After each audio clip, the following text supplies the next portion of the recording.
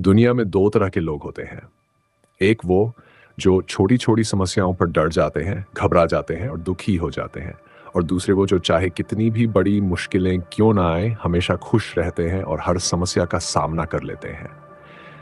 कुछ लोगों के पास सब कुछ होता है, फिर भी वे हमेशा दुखी दिखाई देते हैं। दूसरी ओर कुछ ऐसे होते हैं जिनके पास बहुत कुछ नहीं होता, लेकिन वे हमेशा मुस्कुराते और खुश रहते हैं। आज हम ऐसी 3 कहानियों के बारे में बात करेंगे जो आपको हर मुश्किल में धैर्य और सकारात्मकता सिखा देंगी। पहली कहानी एक फकीर यात्रा पर निकला। रात होते ही वह एक व्यक्ति के घर रुका जिसका नाम आनंद था। आनंद ने फकीर की अच्छी सेवा की और अगले दिन उसे उपहार देकर विदा किया। फकीर आनंद की सेवा से बहुत खुश हुआ और दुआएं देने लगा।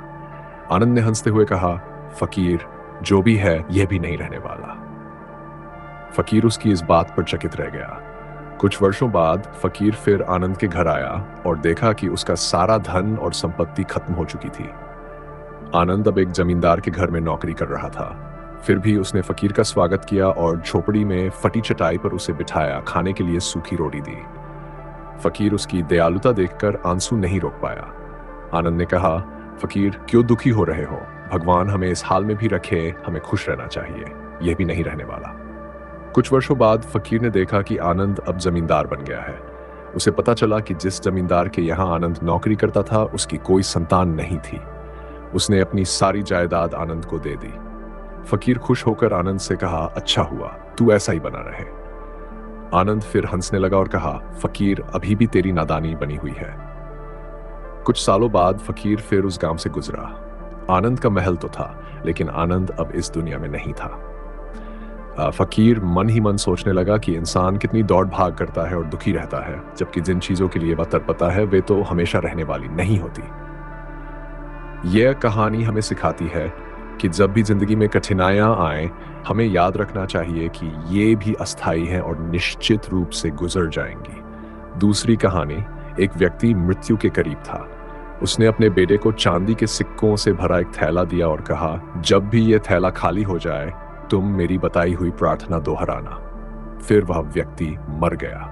बेटे ने थैला पाकर खुशी खुशी चांदी के सिक्के खर्च करने शुरू कर दिए, लेकिन वह 4 शब्दों की प्रार्थना भूल गया। जब सिक्के खत्म होने लगे तो उसने लोगों से 4 शब्दों की प्रार्थना पूछनी शुरू की, लेकिन उसे कुछ नहीं मिला। आखिरकार एक दिन एक भिखारी उसके दरवाजे पर आया और खाने के लिए कुछ मांगा। बेटे ने उसे बचा हुआ खाना दिया और प्रार्थना की, ईश्वर, तुम्हारा धन्यवाद। अचानक उसे याद आया कि यही तो वह 4 शब्द थे। जैसे ही उसने प्रार्थना की, उसका थैला फिर से चांदी के सिक्कों से भर गया। ये कहानी हमें यह सिखाती है कि हमारी जिंदगी के खाली थैले में खुशियों के सिक्के तभी आते हैं जब हम शिकायतें छोड़कर ईश्वर का धन्यवाद करते हैं।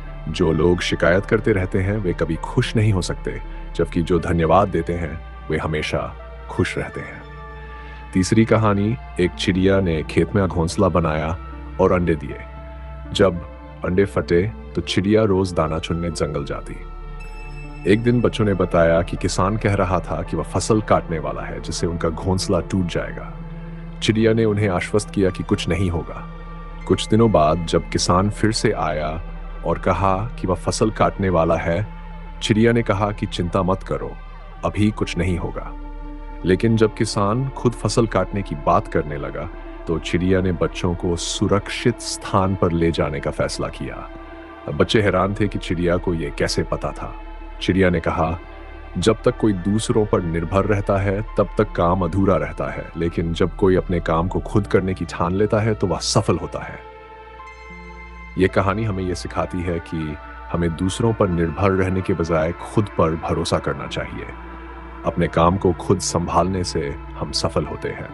इन 3 कहानियों से हमें यह शिक्षा मिलती है कि जिंदगी में कठिनाइयों का सामना करते समय सकारात्मक दृष्टिकोण रखना चाहिए और हमेशा खुद पर विश्वास करना चाहिए।